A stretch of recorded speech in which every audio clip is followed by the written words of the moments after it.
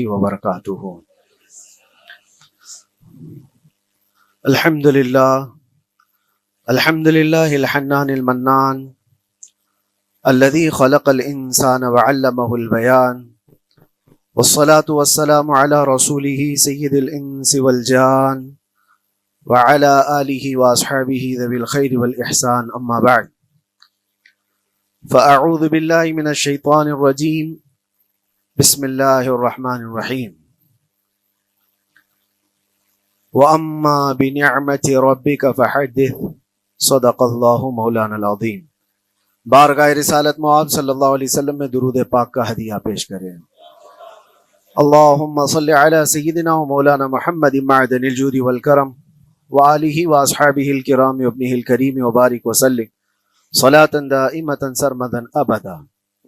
قرآن عظیم میں اللہ رب العزت ارشاد فرماتا ہے، وَقَلِيلٌ مِّنْ عِبَادِيَ الشَّكُورُ، میرے بندوں میں شکر کرنے والے بہت کم ہیں. اور یہ بات صحیح ہے کہ بندے پر بے شمار نعمتیں اللہ تعالیٰ عطا کیا ہے، بے شمار ہیں. وَإِن تَعُدُّوا نِعْمَتَ اللَّهِ لَا تُحْصُوهَا، اگر تم اللہ کی نعمتوں کو گننا چاہو گے تو شمار نہیں کر سکو گے. شیخ سعدی رحمۃ اللہ تعالیٰ علیہ فرماتے ہیں کہ تمہارا ایک سانس لینا بھی نعمت ہے، سانس کا باہر نکالنا بھی نعمت ہے. اور اگر صرف سانسوں کی نعمتوں کا شکر ادا کرنے پر بندہ بیٹھ جائے تو پوری عمر اس کی تمام ہو جائے. باقی نعمتوں کا کیا ہے؟ بے شمار نعمتوں سے نوازا ہے اللہ تعالیٰ نے، لیکن انسان کی فطرت میں یہ بھی ہے کہ کبھی ایک چیز کی کمی محسوس ہوتی ہے تو وہ واویلا مچاتا ہے، بہت شور کرتا ہے کہ مجھے یہ تکلیف ہوئی، وہ تکلیف ہوئی. اس کے صحت کے زمانے کو وہ یاد نہیں کرتا، مصیبت کے زمانے کو بہت جلدی یاد کرتا ہے. اسی لیے شکر گزار بندے بہت کم ہیں. عادت یہ ڈال لیں، جب مصیبت آئے، کوئی تکلیف آئے، تو ہمارے اندر یہ احساس پیدا ہو جائے کہ میرے گناہ اس سے بھی بڑی مصیبت کے لائق تھے، اللہ نے کم مصیبت عطا کی. جب کوئی بیمار ہو جائے، جب کبھی کسی آفت میں مبتلا ہو جائے تو یقیناً درد تو ہوتا ہے، آدمی سہن نہیں کر پاتا، لیکن احساس دل میں یہ پیدا کرے اگر وہ انصاف کرنے پر آئے رب تبارک و تعالی میرے ہر گناہ کے بدلے بڑی بڑی سزائیں دے سکتا ہے، میں چھوٹی سی سزا میں ملوث ہوں، اللہ کریم اس کا شکر ہے. اسی طرح سے میرے عزیزو، ایک بات میں آپ کو بتاتا ہوں، خاص طور پر ہمارے قید کے زمانے میں بہت سارے ایسے قیدی جیل کے اندر جانے کے بعد ان کے حالات ایسے ہو جاتے ہیں، وہ نا امید اور مایوس ہو کر کفریہ جملے بکنے لگ جاتے ہیں. ان کے حالات ایسے ہو جاتے ہیں کوئی خدا نہیں، اگر ہوتا تو ہماری سنتا. بہت کچھ عبادتیں بھی کرتے ہیں، نہیں جب قبول ہوتی ہے تو مایوس ہو جاتے. تو یہ تو اندر کے حالات ہیں، باہر بھی کسی کے ساتھ ایسا ہو سکتا ہے. میں تو 10 سال سے دعا کر رہا ہوں، اولاد ہی نہیں ہوئی، کوئی یہ کہتا ہے. شادی ہو گئی، 10 سال ہو گئے، بچے نہیں ہو رہے. کوئی یہ کہتا ہے کہ میری بیٹی کا رشتہ ہی نہیں ہو رہا، ہر وظیفہ کر لیا، ہر دعا کر لیا، پھر یہاں سے نا امیدی، نا شکری. یہ جملے انسان کو کہاں تک پہنچا دیتے ہیں. ایک بات میں آپ کو بتاؤں، مولا علی کرم اللہ وجہہ الکریم کی یہ حکمت بھری بات ہے. ارشاد فرماتے ہیں جب کبھی مصیبت آئے اللہ کی طرف سے تو یہ امتحان ہے یا سزا ہے، کیسے پتا چلے؟ ظاہر سی بات ہے، ہر کوئی یہ کہتا ہے یہ تو اللہ کی طرف سے امتحان ہے، آزمائش. ہم بھی اندر تھے تو یہ بار بار احساس دلایا جاتا تھا، اور بعض لوگ یہ کہتے تھے کہ اللہ کی طرف سے آزمائش ہے، امتحان ہے، اس کو گزار لیجیے. بعض مرتبہ امتحان ہے اور بعض موقعوں پر سزا ہے. اور سزا کب ہے اور امتحان کب ہے، یہ کیسے پتا چلے؟ بہت بڑا فارمولہ ہے. مولا علی کرم اللہ وجہہ الکریم فرماتے ہیں جب کبھی تم پر کوئی مصیبت آئے تو یہ دیکھ لینا ان مصیبتوں کے دن میں تم اگر اللہ سے زیادہ قریب ہو گئے ہو، دعا زیادہ کرنے لگ گئے ہو، وظیفے زیادہ کرنے لگ گئے ہو، تو اس کا مطلب ہے کہ اللہ تعالیٰ تم کو امتحان میں رکھا ہے. اور اگر مصیبتوں کے آنے کے بعد بندہ دور ہو جاتا ہے اللہ سے پھر وہ بپھر جاتا ہے، گناہ زیادہ کرنے لگتا ہے، تو سمجھ لو یہ سزا میں ملوث ہے۔ اب سب کی زندگی میں یہ مصیبتیں جب آتی ہیں تو خود اپنے آپ کو ریئلائز کرے، احساس کر کے دیکھے کہ مصیبت آئی ہے تو میرے ہاتھ میں تسبیح آ گئی یا پھر گالی گلوچ، مصیبت یا آفت آئی ہے میرے گھر پر تو میں عبادت اور نماز کی طرف زیادہ جا رہا ہوں یا پھر عیش و عشرت کی طرف زیادہ جا رہا ہوں، تو تمہیں خود پتہ چل جائے گا کہ تم اللہ کی طرف سے امتحان میں ہو یا پھر سزا میں ہو۔ میرے عزیزو، بہت مقامات ایسے ہیں جہاں پر بظاہر مصیبت کی حکمت ہمیں نہیں معلوم ہوتی کہ کیوں آئی یہ مصیبت، کیوں دی گئی ہے ہمیں ایسی تکلیف۔ اسی کا نام تقدیر ہے کہ اللہ تعالیٰ کے لکھے ہوئے پر راضی رہنا یہ مومن کی شان ہے۔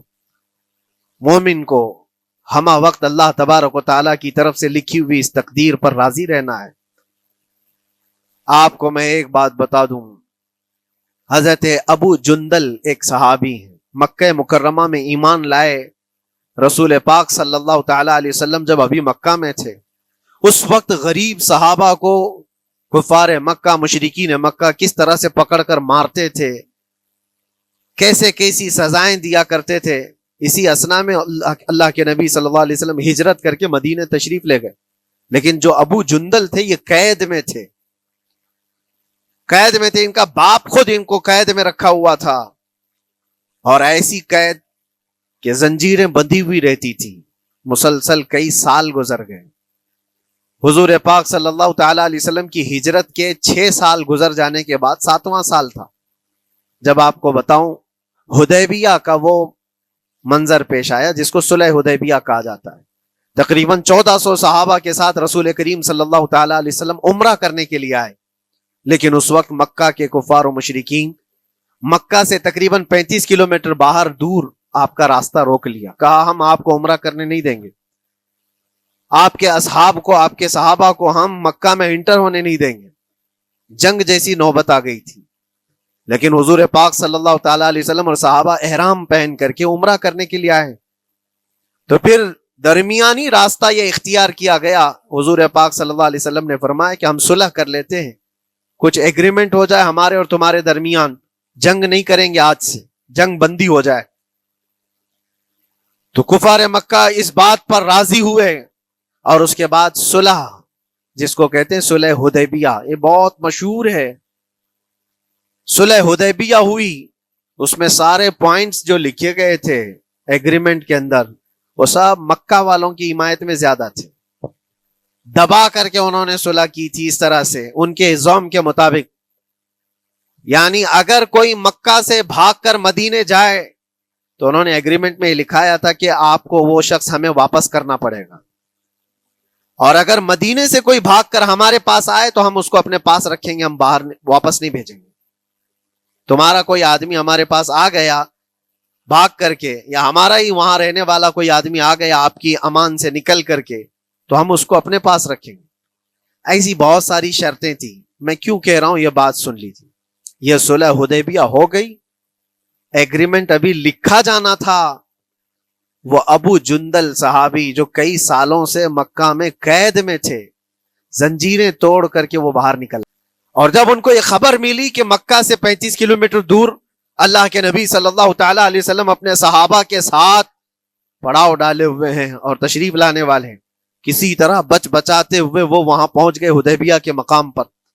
جیسے ہی وہ پہنچے صحابہ میں ایک شور ہو گیا، صحابہ جانتے تھے کہ کتنے سالوں سے ابو جندل قید میں ہے، طرح طرح کی اذیتیں اٹھاتا ہے، بہت مصیبتیں اٹھائی ہیں ابو جندل۔ دیکھا ان کے جسم پر پورے زخموں کے نشان تھے، ہاتھوں اور پیروں میں زنجیریں لٹکی ہوئی تھیں۔ وہ اسی حالت میں صحابہ کے پاس آ گئے، صحابہ سب نے سینے سے سینہ لگایا، استقبال کیا، ابو جندل تم آ گئے ہمارے پاس، آ گئے۔ اب بات سنو، بڑی حیرت کی ہے، ایگریمنٹ لکھا جا رہا تھا اور ابو جندل مکہ سے فرار ہو کر کے آئے تھے۔ ابو جندل کا جو باپ ہے اور دوسرے جو رئیس مکہ کے تھے، قریش کے سردار، سبوں نے ہاتھ روک لیا اور کہا ہمارا ایک آدمی بھاگ کر آپ کے پاس آیا ہے، ایگریمنٹ کے مطابق اس کو آپ ہمیں واپس کرنا ہوگا، واپس لوٹانا ہوگا۔ مکہ میں رہنے والا شخص آپ کے پاس آیا ہے، وہ ہمارا قیدی ہے، حضور پاک صلی اللہ تعالی علیہ وسلم نے فرمایا ابھی تو لکھا نہیں گیا، اس سے پہلے وہ آیا ہے، چھوڑ دو اس کو، اس کے بعد جو بھی ہوگا اس پر عمل کریں گے۔ مکہ والوں نے کہا نہیں، ہم نہیں مانتے اس چیز کو۔ حضور پاک صلی اللہ تعالی علیہ وسلم نے یہاں تک فرمایا اس ایک شخص کو میری ضمانت میں دے دو، باقی تمہاری ساری شرطیں منظور کر لی جائیں گی۔ وہ رحمت للعالمین، نبی اکرم صلی اللہ تعالی علیہ وسلم اپنے غلاموں پر رحم کیسے نہ کریں؟ جب ان حالات میں دیکھا ابو جندل کو تو صحابہ بھی حضور کے پاس آئے اور کہا یا رسول اللہ صلی اللہ علیہ وسلم صلح کیوں کر رہے ہیں ان کے ساتھ؟ جنگ کریں گے ہم ان کو، ہم نے بدر میں، احد میں، خندق میں ان کے ساتھ جو مقابلے کی ہمیں تجربہ ہے، ہم ان کے پرخچے اڑا دیں گے، آپ اجازت دیں ہم جنگ کریں گے۔ اللہ کے نبی فرماتے ہیں میں جو دیکھ رہا ہوں وہ تم نہیں دیکھ رہے ہو، اللہ کا حکم نہیں ہے جنگ کرنے کا، صلح ہے۔ صلح ہو گئی، لکھا جا رہا تھا، اور یہ ابو جندل آئے۔ آپ جب حضور پاک صلی اللہ تعالی علیہ وسلم نے فرمایا ٹھیک ہے، ایگریمنٹ کے مطابق ابو جندل کو مکہ واپس بھیجنا پڑے گا، اتنا فرمایا تھا حضور نے، ابو جندل دھاڑے مار مار کر رونے لگے اور صحابہ کو جا کر کے اپنے زخم دکھانے لگے کہ دیکھو مجھے واپس بھیجا جا رہا ہے، مجھے واپس بھیجا جا رہا ہے۔ تو صحابہ کے اندر بھی جوش تھا، اپنا آدمی جب کوئی اتنا مظلوم ہو، اتنا مار کھایا ہو، اور پھر واپس انہی ظالموں کے سامنے اس کو بھیجا جانا ہو تو کیا کیفیت ہوگی۔ تو وہ ابو جندل سارے صحابہ کے بیچ میں چھپ چھپاتے ہوئے رو رہے تھے۔ اللہ کے نبی صلی اللہ علیہ وسلم تشریف لائے اور فرمایا ابو جندل میں کہہ رہا ہوں واپس چلے جاؤ، واپس جاؤ، مکہ جاؤ۔ تو انہوں نے کہا یا رسول اللہ صلی اللہ علیہ وسلم ان زخموں کے ساتھ واپس جاؤ؟ اللہ کے نبی صلی اللہ علیہ وسلم نے فرمایا ہاں ابو جندل، اللہ کی مرضی یہی ہے، اور اللہ کا نبی وہی کہتا ہے جو اللہ کی مرضی ہوتی ہے۔ یہ میں کہہ رہا ہوں بظاہر تکلیفوں کی حکمت ہمیں معلوم نہیں ہوتی، لیکن ہمیں عمل کرنا چاہیے۔ نبی پاک صلی اللہ تعالی علیہ وسلم کا جب حکم ہوا، ابو جندل انہی زنجیروں کے ساتھ ان کے باپ کے حوالے کر دیے گئے، وہ گھسیٹتے ہوئے لے جا رہا تھا، گھسیٹتے ہوئے واپس انہی قیدیوں کی طرح لے جا رہا تھا۔ سب کی آنکھوں میں آنسو تھے، لیکن حکمت الہی کیا ہے یہ کون جانتا ہے؟ بظاہر اللہ تبارک و تعالیٰ کی طرف سے یہ دی ہوئی آزمائشیں، یہ تکلیفیں، اس کی حکمت وہ بہتر جانتا ہے۔ جب ابو جندل کو واپس کیا گیا، ایک سوال اٹھتا ہے میرے عزیزو، یہ میں قید کی حالت میں رہ کر کے ایک شخص نے مجھ سے سوال کیا تھا، آپ تو اللہ کے نبی صلی اللہ تعالی علیہ وسلم کی ناموس کی بات کرتے ہو، حضور کی محبت کی بات کرتے ہو، ان کے عشق کی بات کرتے ہو، اور یہ بھی کہتے ہو کہ نبی پاک صلی اللہ تعالی علیہ وسلم دستگیری کرتے ہیں، اپنے غلاموں کی مدد کرتے ہیں، تو اتنے دنوں سے کیا آپ نے حضور کو نہیں پکارا؟ کیا رسول پاک صلی اللہ تعالی علیہ وسلم سے محبت اور عشق کی بات کے بعد آپ نے بھیک نہیں مانگی؟ اس وقت یہ واقعہ یاد آیا، میں تو ابو جندل کے پاؤں کے ناخن کی مٹی کے برابر بھی نہیں۔ وہ صحابی رسول تقریباً ان کے متعلق کہا گیا ہے 6 سے 8 سال تک وہ ان کی قید میں رہے۔ تو کیا رسول پاک صلی اللہ علیہ وسلم کو خبر نہیں تھی؟ خبر تھی، لیکن ہوتا ایسا ہے کہ جو جتنی محبت کرتا ہے اتنے ہی امتحانوں سے گزارا بھی جاتا ہے، اس کو امتحان دینے پڑتے ہیں۔ اسی لیے بار بار میں یہ بات کہتا ہوں، حضور پاک صلی اللہ تعالی علیہ وسلم کی ناموس کی بات کرنا، عظمت رسالت کی بات کرنا، یہ حلوے پراٹھے کھانے کا نام نہیں ہے، یہ شہادت گہے الفت میں ہے قدم رکھنا۔ لوگ آسان سمجھتے ہیں مسلمان ہونا، حضور پاک صلی اللہ تعالی علیہ وسلم کی شریعت طاہرہ کو بچانے کے لیے ہی تو، حضور کی ناموس کی حفاظت کے لیے ہی تو مولا امام حسین نے اپنی گردن دے دی، اپنے بچوں کی قربانی دے دی، اپنا عیش آرام سب تیاگ دیا۔ یہ ساری قربانیوں کے بعد ہی اس امتحان سے بندہ نکلتا ہے۔ وہ امام احمد بن حنبل جن کے سینے میں 5 لاکھ حدیثیں محفوظ تھیں، رسول پاک صلی اللہ علیہ وسلم کی 5 لاکھ حدیثوں کے حافظ، لیکن بغداد کے ظالم حکمرانوں نے ان کو ننگی پیٹھ پر کوڑے مارے ہیں۔ پہلی مرتبہ 100 کوڑے، دوسری مرتبہ پھر 100 کوڑے، تیسری مرتبہ پھر 100 کوڑے، اتنے میں تو آدمی مر جاتا ہے۔ امام احمد بن حنبل کی پیٹھ جھک گئی تھی، میرے عزیزو، یہی ہے جس کو ہم کہہ رہے ہیں شہادت گہ الفت میں ہے قدم رکھنا. اگر تم سچا ایمان رکھتے ہو تو پھر آزمائش بھی ہوگی. اللہ کریم قرآن میں فرماتا ہے فَلَيَعْلَمَنَّ اللَّهُ الَّذِينَ صَدَقُوا وَلَيَعْلَمَنَّ الْكَاذِبِينَ. اللہ تبارک و تعالیٰ ضرور آزمائے گا سچا کون ہے اور جھوٹا کون ہے. مصیبتیں آئیں گی، آندھیاں آئیں گی، لیکن جمے رہو، ڈٹے رہو. اللہ رب العزت سے کبھی بھی اپنا رشتہ نہ توڑو. اور جو تمہارے اندر ایمان ہے، توکل اور یقین ہے، ذرا برابر بھی فرق آنے نہ پائے. آج نہیں قبول ہوئی کل ہوگی، کل نہیں قبول ہوئی پرسوں ہوگی، کبھی نہ کبھی تو دعا قبول ہوگی. دنیا داروں کے دروازے کھٹکھٹاتے ہیں تو ایک نہ ایک دن دروازہ کھلتا ہے. وہ ارحم الراحمین ہے، وہ ارحم الراحمین ہے، دروازے کھولتا ہے، لیکن وہ بہتر جانتا ہے کس وقت دروازہ کھلنا چاہیے. ہم اپنی مرضی کے مطابق رب کو نہیں چلا سکتے. مولا تعالیٰ جیسا چاہے ہمیں ویسا چلنا چاہیے.